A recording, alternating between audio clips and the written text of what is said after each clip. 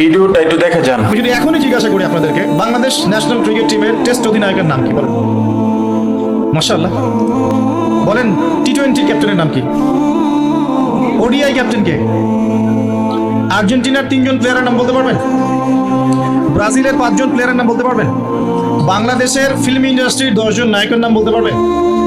বলিউডের 10জন মহিলার নাম বলতে পারবেন? মহিলা বললাম কারণ বাইরে এদেরকে দেখলে মেয়ে মনে হয়, কিন্তু ভিতরে একটা মহিলা।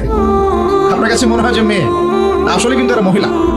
উপরে যেটা আছে এটা মেকআপ, ঠিক আছে? একটা জোক আছে যে বিয়ের সময় মেয়ে এমন মেকআপ করেছে যে বাসর রাত্রে জামাই আর মেয়েকে চিনতে পারছে না, কারণ সে মুখ ধুয়ে আসছে। সে মনে করছে যে কাকে বিয়ে করলাম। তো এখানে সব প্রসঙ্গ এসে গেছে, একটা কথা বলেই দিই, যারা বিবাহ করেন না এখনো, দিনদার মেয়ে ছাড়া বিয়ে করতে যায় না।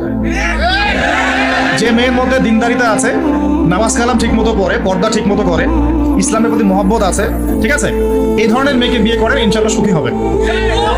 যদি অন্য কিছু সার্চ করেন, হ্যাঁ, দিনদারিতা থাকার পরে যদি আপনার মধ্যে সৌন্দর্য থাকে, বংশ ভালো হয়, অর্থ সম্পদ থাকে, আলহামদুলিল্লাহ, কোনো সমস্যা নেই, কিন্তু দিনদারিতা টপ প্রায়োরিটি পাবে। তো যে প্রসঙ্গে কথাটা বললাম, আমাদের তরুণ প্রজন্মকে যদি আপনি এই প্রশ্নগুলো করেন, তারা কিন্তু উত্তর দিতে পারে। কিন্তু এখন যদি আমি জিজ্ঞাসা করি যে জান্নাতের সুসংবাদ পেয়েছেন এই দুনিয়ার 10জন সাহাবী, জীবদ্দশাতেই, বেঁচে থাকতেই জান্নাতের সার্টিফিকেট পেয়ে গেছেন এমন 10জন সাহাবীর নাম বলুন। পারবেন কি কেউ? কয়জন পারবেন? আমি যদি বলি 4 খলিফার জন্ম মৃত্যু বলেন, পারবেন কি? আপনি হানাফি মাযহাব অনুসরণ করেন না? ইমাম আবু হানিফা রাহিমাহুল্লাহর আসল নাম কি বলেন দেখি? কতজন পারলেন? দেখলেন? তার জন্ম কত হিজরি, মৃত্যু কত হিজরি বলতে পারবেন? 80 হিজরি জন্ম, মৃত্যু 150, একজন বলতে পেরেছে।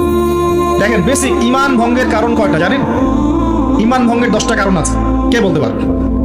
আচ্ছা, ঈমান কঠিন হলো, ওযু ভঙ্গের কারণ কয়টা, কে বলতে পারবে? ফরজ গোসলের নিয়ম কানুন।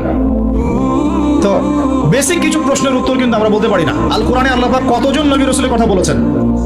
কতজন? 25 জন। কোরআনে কতগুলো সূরা আছে? আল কোরআনে আয়াত সংখ্যা কত? একদম ভুল, 6236। তো শুনুন, এই যে বেসিক প্রশ্ন, কমন জিনিসগুলো যারা আমরা জানি না, অথচ আমরা মাশাআল্লাহ বলিউড, হলিউড, খেলাধুলার জগৎ সব একা করে ফেলেছি। বলেন এই তরুণ প্রজন্মকে দিয়ে কি ইসলামের বিজয় হবে কিনা? কি মনে হয় আপনার?